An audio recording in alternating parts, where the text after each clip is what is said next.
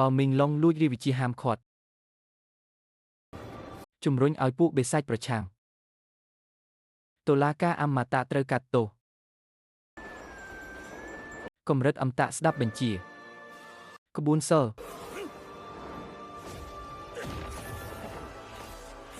ពន្លឺមាសរំខានដល់ហើយភ្លៀងធ្លាក់ហើយទៅផ្ទះប្រមូលខោអាវទៅក្បាលខ្ញុំចង់ផ្ទុះហើយខ្យល់ព្យុះកំណាចឲ្យលឹកធំរន្ទះរាប់ពាន់ទឹកខកឡើងត្រឡប់សូមបង្វែរពួកវាមកយើងព្រះយុទីចាស់ឯងចេះតែលាក់ខ្លួនហើយលេងល្បិចខ្វក់មែនទេបើមីងឡុងមិនចេះកែប្រែមិនគោរពច្បាប់មិនអាចអត់ឱនបានតើជាច្បាប់ឈួតអីវាជាលេសដើម្បីសម្លាប់កាលពី120,000 ឆ្នាំមុនមីងឡុងបង្កបញ្ហានៅក្នុងរាជវាំងអមតៈរៀបក្បួនចាប់ទេវតាឯងមិនអាចយកឈ្នះគ្នាច្រើនទេជ្រើសរើសផ្ទុះខ្លួនដើម្បីប្រឆាំងនឹងខ្លួនអមតៈដំបងមីសខ្លាយទៅជាអាចផ្កាយតូចមួយ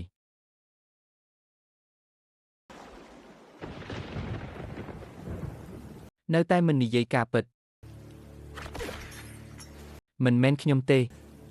តើឯងចង់ឲ្យខ្ញុំប្រាប់អ្វីព្រះអង្គម្ចាស់ឥតបានការពេលនេះឯងគ្រាន់តែជាអ្នកបម្រើថ្នាក់ទាបនៃក្រុមដាវតុងទីនលះបង់ភាពក្រអឹតក្រទុំរបស់ឯងហើយនិយាយតើឯងបានបំពោលសត្វគ្រាមែនទេខ្ញុំបាននិយាយហើយមិនមែនខ្ញុំទេខ្ញុំនឹងមើលថ្ងៃនេះឆ្អឹងរបស់ឯងរឹង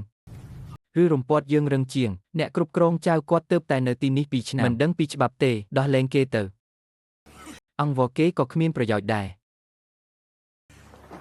គោលដៅរបស់គេគឺខ្ញុំឯងជាអ្នកឲ្យចំណីគ្រាបើឯងមិនបានបំពោលតើអ្នកណាជាអ្នកបំពោលមេឃងឹតហើយតើវាមិនទាន់ចប់ទេសូមគោរពអាទិទេពស៊ីទូវានេះមាត់រឹងណាស់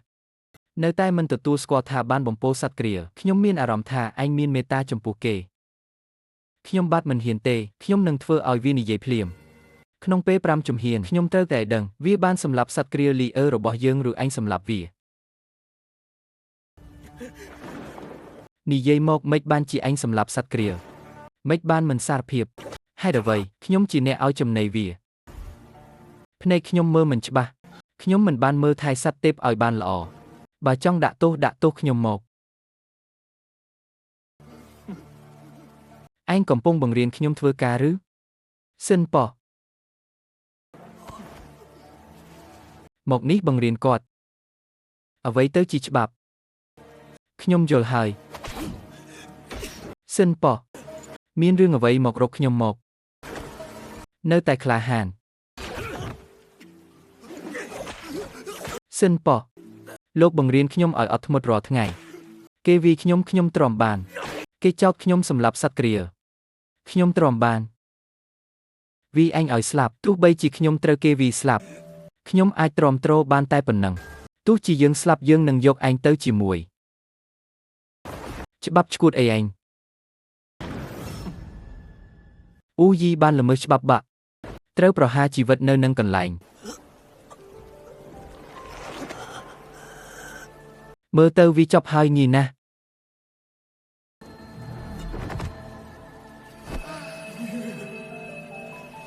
បងប្រុសការពារខ្ញុំផងឈាមស្ទើរតែប្រឡាក់លើមុខខ្ញុំបងប្រុសកាងបានសុំឲ្យខ្ញុំការពារឯងក្នុងគ្រាអាសន្នតែមិនបាននិយាយអ្វីផ្សេងទេនាងមានតែបងប្រុសនៅក្នុងភ្នែកមិនអីទេ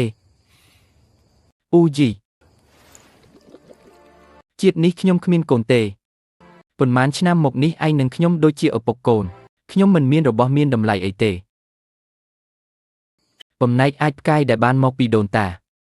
ខ្ញុំនឹងឲ្យវាទៅឯងកូនប្រុសទៅឲ្យបានសុខអូយីឯងបានបំពេញលើព្រះមហេសីដកឯងចេញពីរាជយាតនៃរាជវាំងខាងកើតត្រូវបានបណ្ដេញចេញពីដងយាយនិរទេសខ្លួនអូយីបានបំពេញច្បាប់ត្រូវសម្លាប់នៅនឹងកន្លែងខ្ញុំមិនព្រមទេខ្ញុំមិនព្រមចុះចាញ់ទេ ខ្ញុំចង់នៅរស់ខ្ញុំមិនព្រមចុះចាញ់នឹងវាសនាគ្មានអ្វីអាចបិទភ្នែកខ្ញុំកំហឹងនេះបានកប់ទៅក្នុងបេះដូងរបស់ខ្ញុំដើម្បីឲ្យមនុស្សក្នុងលោកទាំងអស់ដឹងពីចេតនាប្រយុទ្ធរបស់ខ្ញុំទេវតាទាំងអស់ដែលនៅលើមេឃសូម្បីតែទេវតាក៏ត្រូវរលាយជាផេះយើងជាស្ដេចស្វាស៊ុនអូកុងអ្នកដែលមានវាសនាជាសិស្សរបស់យើងបានទទួលវិជ្ជាមិនចេះស្លាប់ក្រោមមេឃលើដីគ្មានអ្វីបំផ្លាញបានឡើយព្រះនិព្វាននៃសត្វទាំង3ត្រានៃធម៌ទាំងឡាយឋានសួគ៌នឹងផែនដីសម្រាប់ខ្ញុំគំនិតមួយក្នុងទីដៅ10អ្នកស្លាប់បានកើតការភ្ញាក់ដឹងខ្លួននឹងមានប្រយោជន៍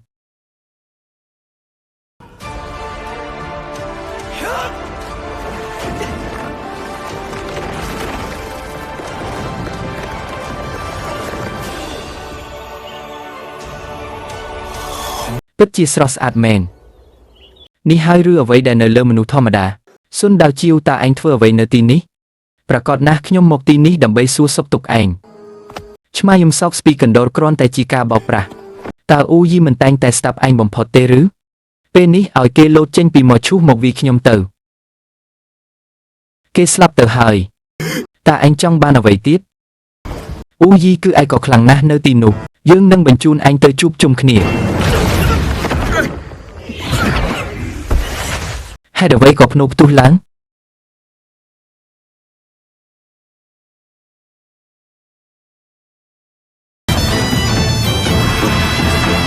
គេរស់ឡើងវិញអ៊ូយីសំបីតែមឈូសក៏ទប់ឯងមិនបានទេឯងទើបនិយាយថាទៅជួបជុំជាមួយអ្នកណា